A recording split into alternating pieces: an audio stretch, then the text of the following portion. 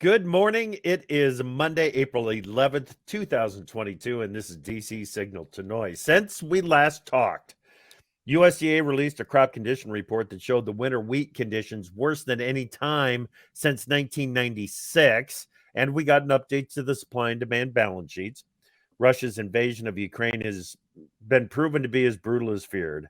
After Russia struck a civilian train station, killing dozens, wounding hundreds, the rally in grains restarted, but certainly not in livestock. Judge Brown Jackson was confirmed to the Supreme Court. Get this: Tiger Woods not only played in the Masters but made the cut. Scotty Scheffler won the tournament. The Cubs and the Cardinals started 2-1. The Nationals started 1-3. Good morning, Jim. What do you make of that? Well, at least we won one. I thought we'd be 0-4, so we'll take any victory. Any Gotcha. victory. Gotcha. Yeah, Cardinals are still wrapping up the opening series. That was a four-gamer down in Yes, St. Louis. like we had with the Mets, but they're playing Yep. their fourth game today in Yeah. beautiful St. Louis Stadium. Yeah, the Cubs Brewers was supposed to be a four-gamer as well, but we instead will be playing a makeup game, I believe on Memorial Day, in a doubleheader. Oh, So, that's always yeah. Yeah. Hey, let's play two on Memorial Day. Makes a lot of sense. Let's yes. get out and have some fun. Jim, what I want to start with some of the things that happened last week, and let's start with the Supreme Court. Uh, it was it there were some Republican senators that voted to confirm Judge Jackson's assignment to the Supreme Three. Court. Three. Three. Yeah. Okay, so technically you can call it bipartisan support. Yeah, it was tilted to Yeah.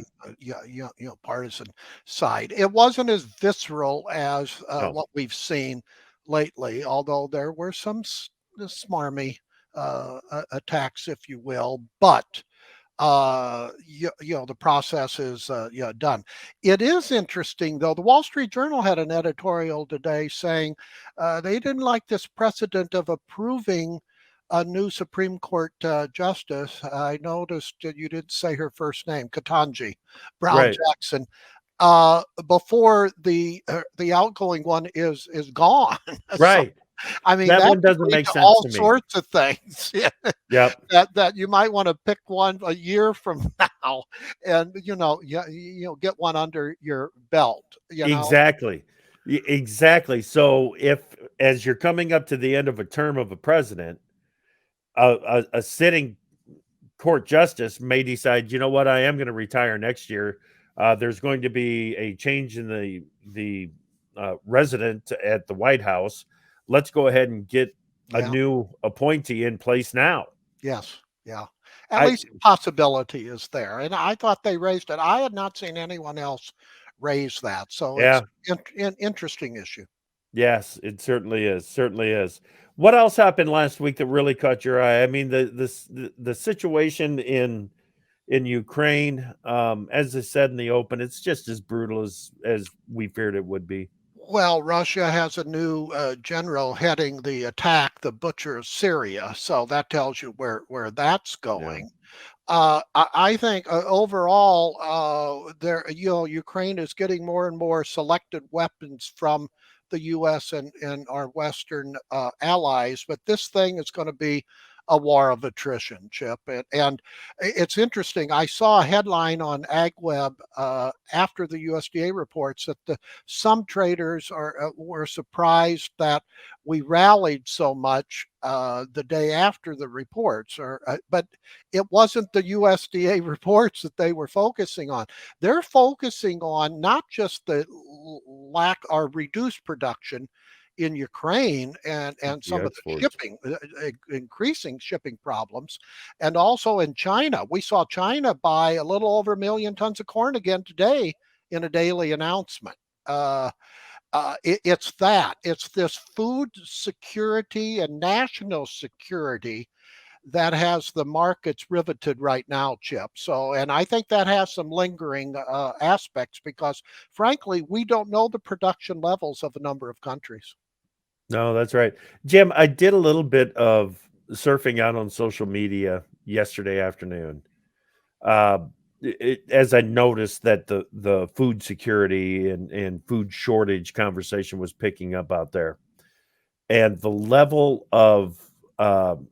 level of knowledge about U.S. food production is contained in a very tight circle, Yeah. because those outside that circle know very, very little about how food is produced. Well, even at the White House, Chip, believe Oh, it or not, I don't know. I've got to check with our ag liaison over there. I remember a couple of weeks ago, I was talking to a White House official, very high level, who was worried about the size of the corn crop and what it would mean for the food industry. I go, "How much commercial corn have you ever eaten?" yeah, And he didn't even know I was joking. That's yeah, a little scary there. yeah, yeah, and that's the thing. There was one thread on Twitter in particular that uh, someone started it off with. The U.S. needs to do the right thing and start increasing our food production so that we can be an exporter of food. Really? Well, yeah, if this is a time for education, we have to have But summer courses, Chip. We don't have but extended courses. but the thing is, Jim, there there was I don't know how many thousand likes on that one statement. Uh, Um, so multiply that into what it might mean about how how much is misunderstood or just simply not known Not known. about the food production monster that the United States is. You wonder what they teach in school. Yeah, yeah, We it's got to go back disturbing. to the basics. This is food production. They would learn a lot. And where the farmer in the class, there's always a farm kid in any class, right? You would think, yep, And they're the best instructors to get up there. I remember growing up in a small town outside of a rural community where we had farm kids get up in front of the class and yeah, show us some seed and tell us what they yep, did, and it made sense. You know, yep, yeah, that's right, that's right. I remember doing it in church. You know, yeah, getting up in front of the congregation and explaining this is corn, this is wheat, this, and then that was in a small rural community. yeah, So, but we still did it, yes, and it may not be happening at this time. It's so there's going to be as this continues, Jim. I think there's going to be an education effort that is required so that the American people understand that we are not just sitting back and allowing a global food crisis to happen. absolutely, Uh, and make bad policy choices, both right. economic, trade policy, economic policy, and this is why on AgriTalk I've been imploring these network news people to invite USDA Secretary Tom Yes. Vilsack on their news program because he's a good communicator and he could help in the education process because Yep. in the intervening months, Chip, my fear is that if we have just a below trend corn and soy Yeah. crop, you're going to have the crazies come out of the woodwork here, pointing fingers again, which this town is good at, both political parties, and saying, "What are we going to do about these food prices? Let alone Right. fertilizer, diesel prices, etc." And that's where some stupid decisions can be made. Right. Absolutely. Just a reminder, if you would like to be part of the conversation there, you click on the comments tab. It'll open up a dialogue box for you and send it our way. Uh, Jim, the again, you don't know exactly what you can believe when you see it on social media, but when you see it, you have to look into it a little bit further. It looks to me like the unrest is really bubbling up in Shanghai.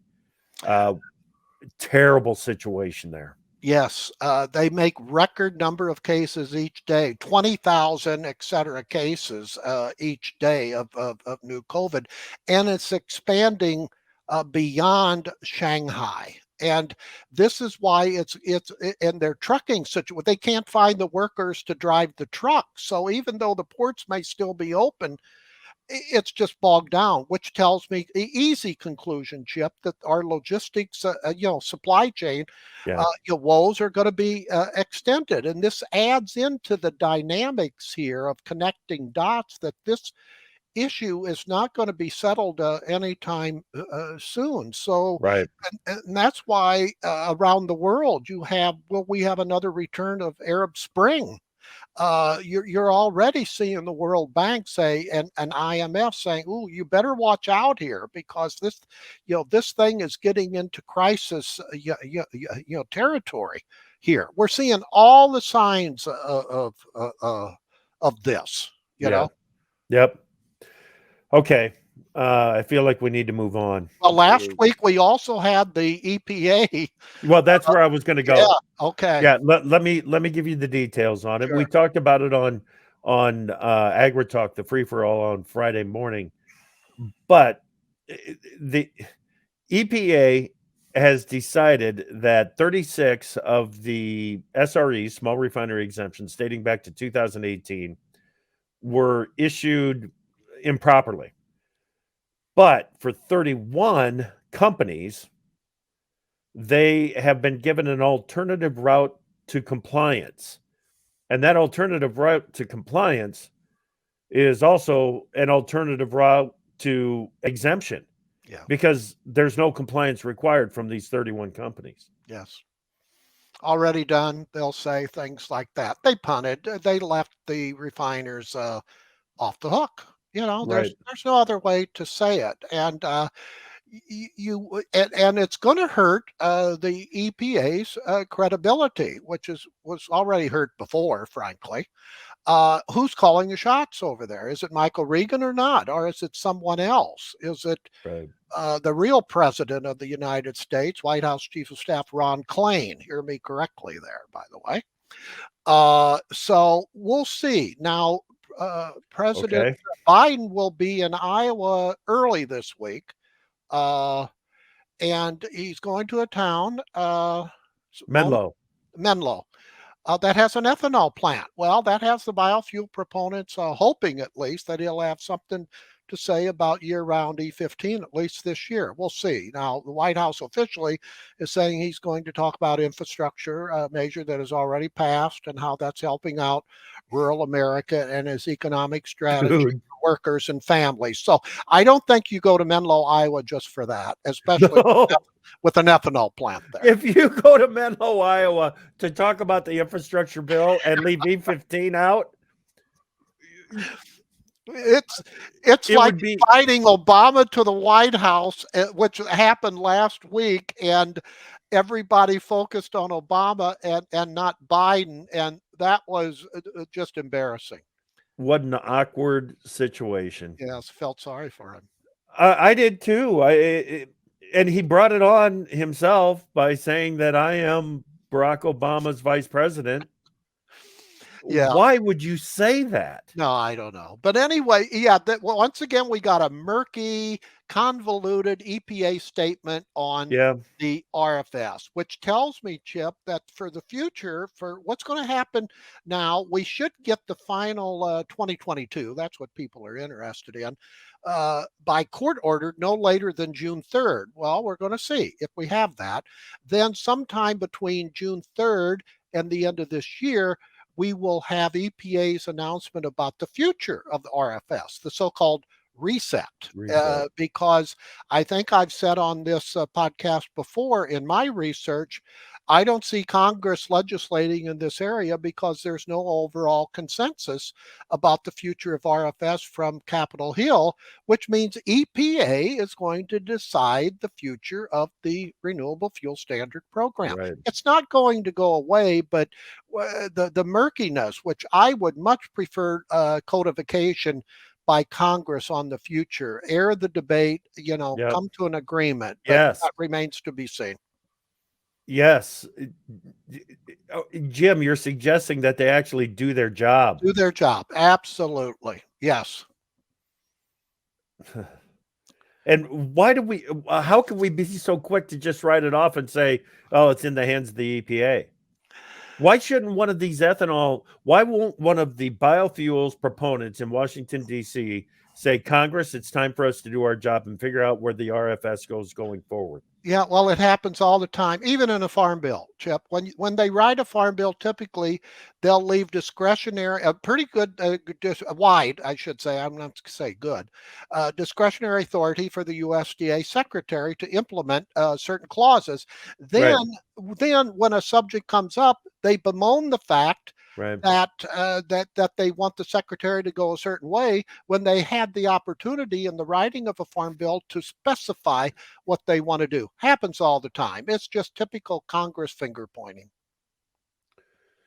Yeah, and it's leaving the door open to be able to finger point is Uh, what makes it so frustrating. yes, yeah. I'm not saying they shouldn't have some flexibility in some Oh, programs, but sure. if you want a certain outcome, specify it because, again, as we've learned over the decades, writing a bill is one thing, implementing it is just as important. And the more you give any administration, whether it's Democratic or Republican, they'll go a certain way that they think that it should go, and they'll find a lawyer to make it go that way. Right, right. Okay. Um, this was the overturning of the 36 SREs precedent setting in a couple of ways. Number one, the way that the SREs were issued was wrong, so they're overturning that. Number two, the forgiveness of the SREs or the blending obligations, excuse me, the forgiveness of the blending obligations also sets a precedent going forward because there's what 60 that are still pending, Jim? Yeah, you hit the nail on the head here. At least we know that the odds are rather high that the coming announcement from EPA will deny most, if not all, of the requested waivers, Chip, because of what they announced last week. Right, right. So already with the 36 that are lost or the 31 that are lost, that's 1.4 billion gallons of ethanol demand that's gone.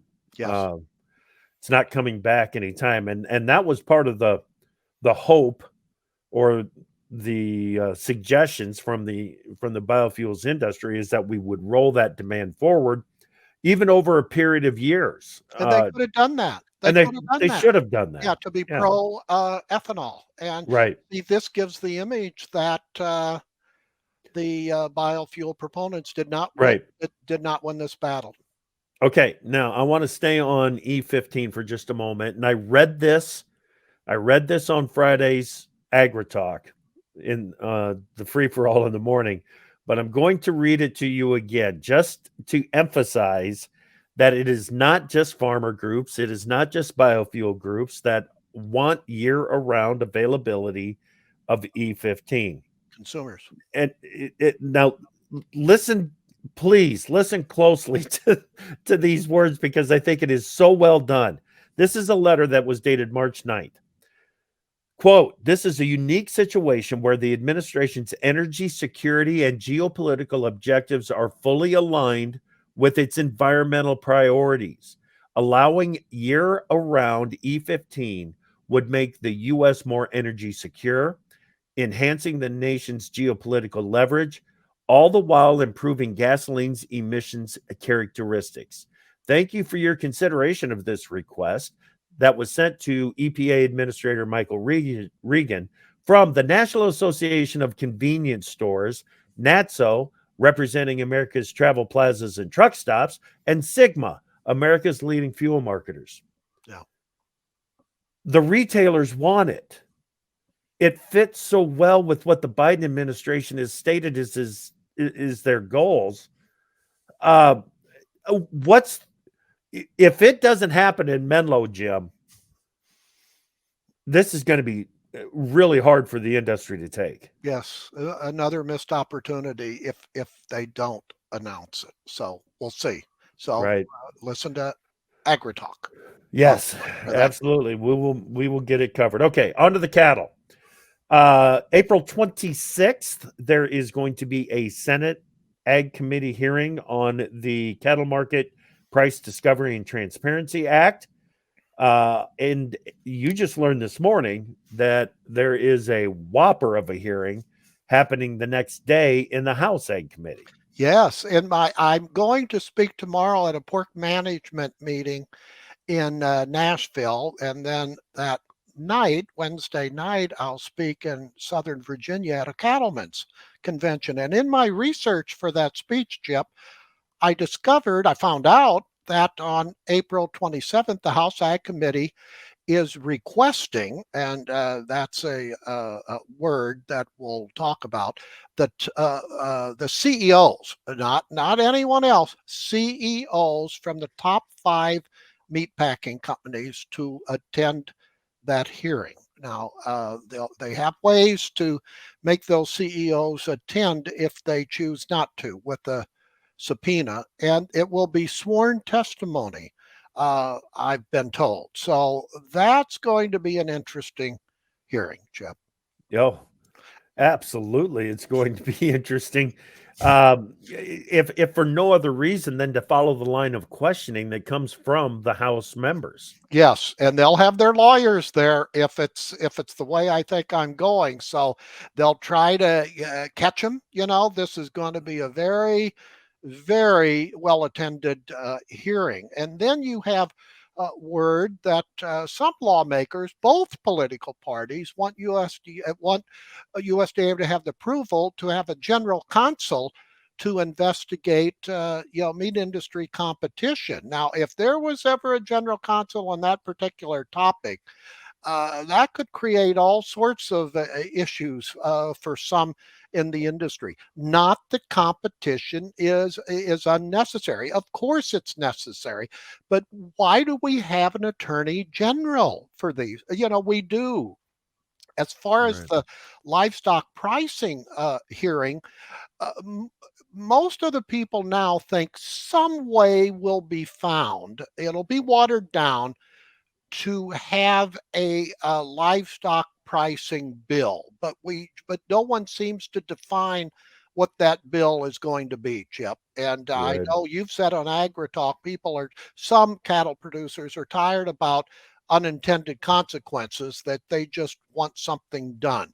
Right. Okay, well, apparently that is being heard, but maybe I'll find out more at the Virginia Cattlemen's meeting about which way they're going to go. But you have both Farm Bureau and NCBA opposing the ever-changing Grassley, Fisher et al. Bill. I think Tester has another bill.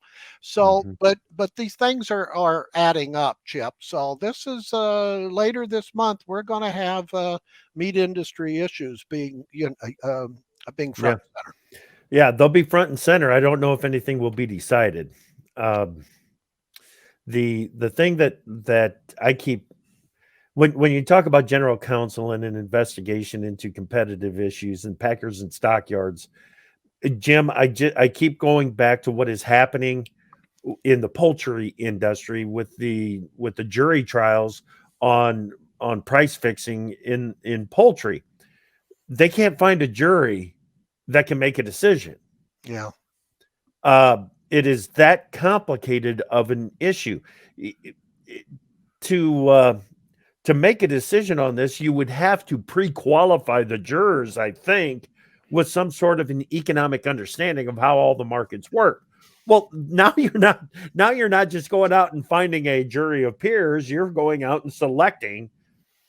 And I don't know if we're ever going to get into ever be in a position where anything definitive can be announced on this. No, and now there's all sorts of studies that either have been done, Texas A&M, are to be done. University of Northern Nebraska, I think. Anyway, a university in Nebraska has been asked to look in the operation of the meat industry since COVID. And they got over $250,000 to do that study. So we're going to be loaded with studies, and both sides usually do these studies until they find the one that agrees with their position. That's just Right, how Washington works. right, right. Okay. CRP enrollment. let's hit that real quick. I felt like Secretary Vilsack did a very nice job of explaining the change in the CRP enrollments from at the end of the last sign up period.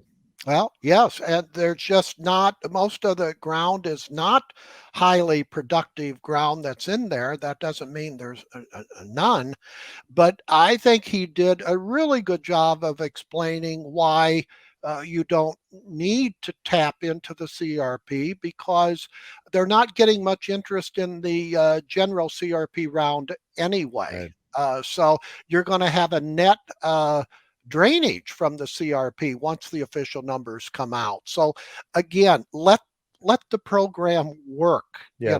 which is the way to go. But there's relative to the farm bill. I want to bring this up, Chip, because Okay. usually you'll hear the line, myself included, that says the next farm bill will be evolutionary, not revolutionary. Yep. I say with one exception. When it gets into conservation and climate, I think you're going to see a huge debate of morphing those into the probably the biggest issue in the farm bill because they'll pump a lot of money into the new farm bill for that, and that goes into not just the CRP but all sorts of other conservation reserve programs, and of course climate change. Relative to Vilsack keeps saying that's the next revenue stream. So yeah, we're going to be discussing conservation programs over the next year a lot of times. Okay, just a heads up because I know you're going to be really busy this week. We've got Undersecretary Bonnie scheduled to be on Agri Talk on Wednesday morning, Jim. Okay. So we need to get some questions ready on the conservation side for Secretary Bonnie, and so yeah, there's your warning. Yeah. Help me get ready for that one. How does he measure carbon and how does he Yeah, price it? And right, once we know those answers, we can go. exactly. Exactly, and what should be the official role of government in setting those markets Yes. and We had an email last week, Chip, on whether or not there's continued funding in the loop for expanding the meat processing to small and medium plants, and it's not an ongoing funding mechanism. We did check into that. Now that doesn't mean there won't be additional funding made, but at least in the legislation and the announcement, that's not a continued program. But as we've found the last 2 years, USDA can shift a lot of money around. right, right. Jim, we got a question from Kirby. Says, do you have an update on your late January article concerning the Minnesota court case that may impact crop insurance regarding intended uses of corn forage versus corn for grain? Yes, and I don't think it went very well, but I need to bone up on because it was a legalese update that I got from a lawyer. So we promise on Pro Farmer, I will put it in my policy updates either tomorrow or Wednesday, and then we'll make sure to discuss this. Thank you, Kirby, on the next signal to noise. All right. But I don't think it went very well. I For you. am copy and pasting it into my file right now so that we don't miss it. All Yeah, right. and we may even have a guest on to make intelligence Okay. out of that topic. Very good. Very good. What else have we got going this week, Jim? Not much time left.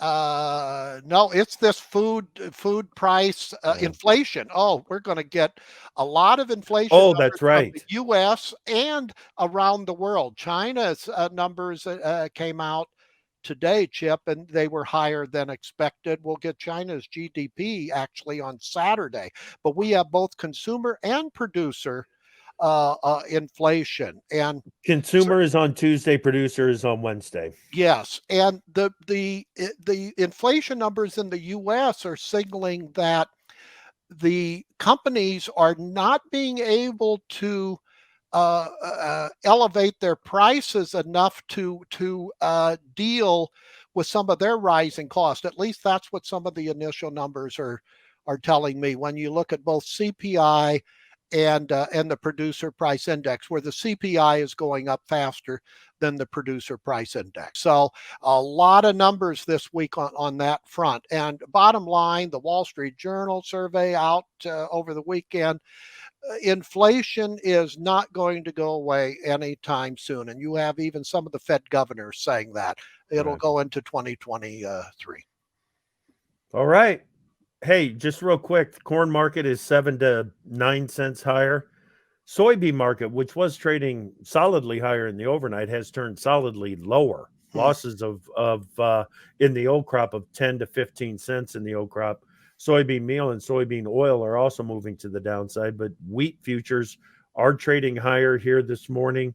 Call it 15 to 20 cents higher, 23 cents higher. Surprise, surprise, hogs are lower, feeder cattle are lower, and live cattle futures are mixed. This morning on AgriTalk, we've got Growth Energy's Chris Bliley. We'll be talking about the E15 issues and, of course, the SREs from last week. And Machinery Pete will be on with us. Jim, hey, buddy, good job today. Thank you. Have a great week, everybody. Happy Easter. Keep watching for those signals.